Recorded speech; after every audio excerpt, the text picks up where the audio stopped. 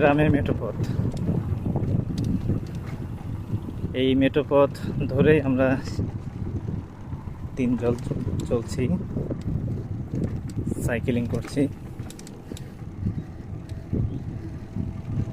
সামনে আরমান ভাই আছেন, আমার পিছনে আছেন ভাই আব্দুল আজিজ, মধ্যেখানে আমি আলমাস আছি। আসলে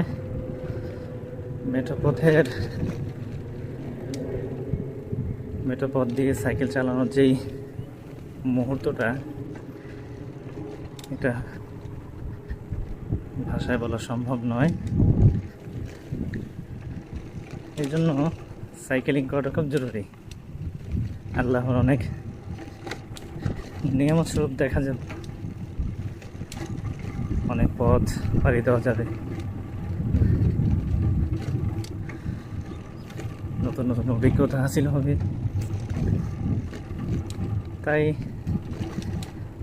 আপনাদের যাদের সাইকেল আছে, সাইকেলিংটা শুরু করুন।